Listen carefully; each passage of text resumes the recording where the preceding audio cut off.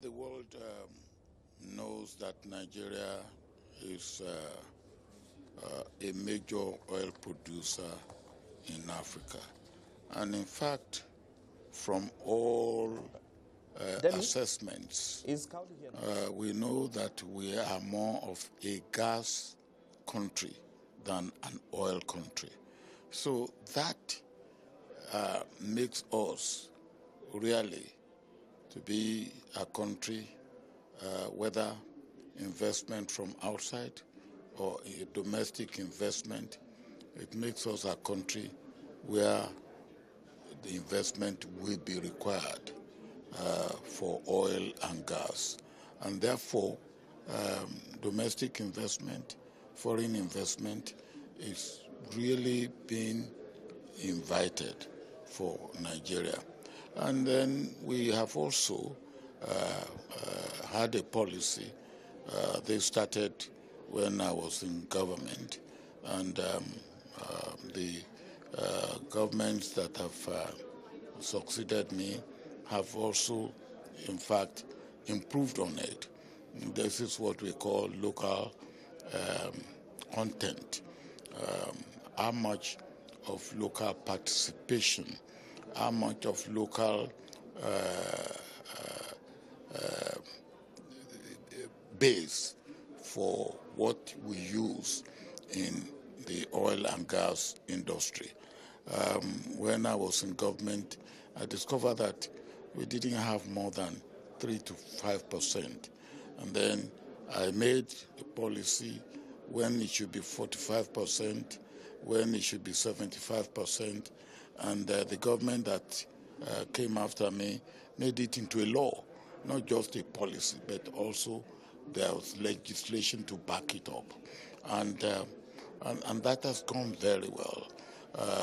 Fabrication of engineering equipment for the oil industry, servicing the oil industry, all that are areas now where local or domestic investment can go in, while the major oil companies can continue with their exploration of their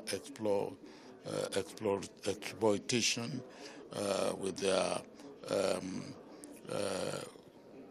offshore wells and things, which may be beyond the reach of local investors. But there are enough in the areas of servicing, of engineering, of designs, of looking, maintenance, that must be a lot of field for local investors. And what about infrastructure in Nigeria? Have you sorted out all of the infrastructure problems? Well, infrastructure is a problem in Nigeria. Not in Nigeria alone, in most African countries. Infrastructure of land transportation, of energy itself, of water, of sanitation, of even agricultural infrastructure.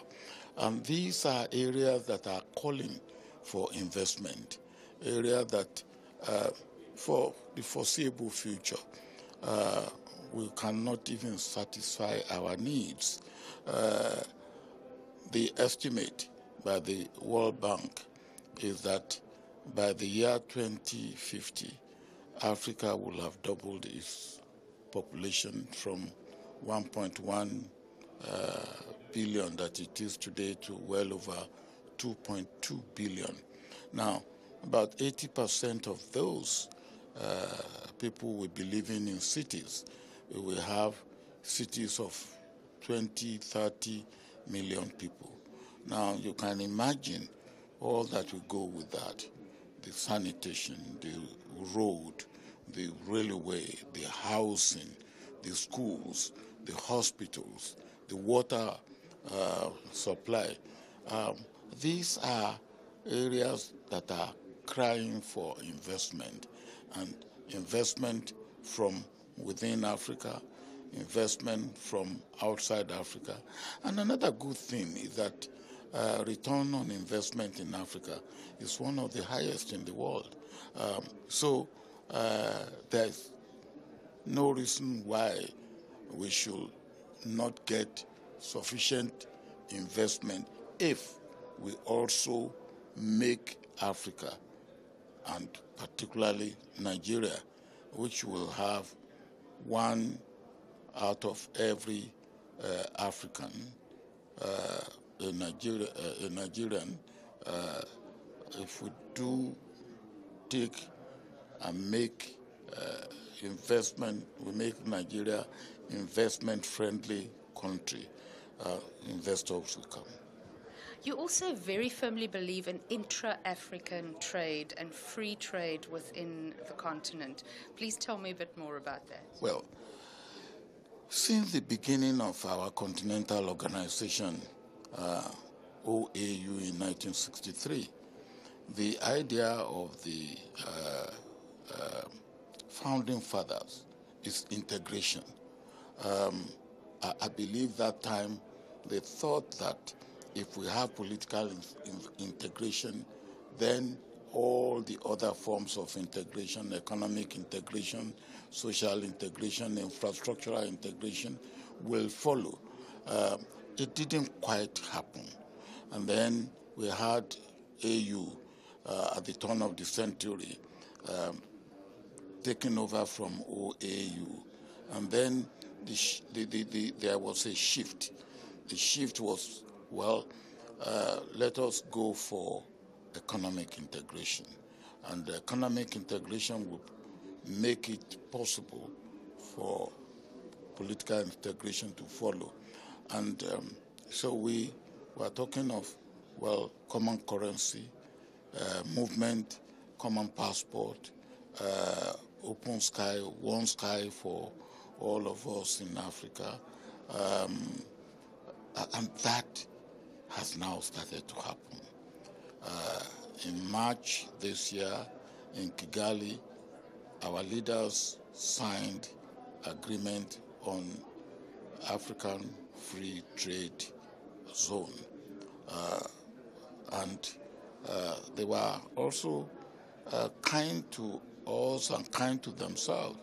Instead of looking for 50% before it can be, 50% to ratify before it can become effective, they only took 22.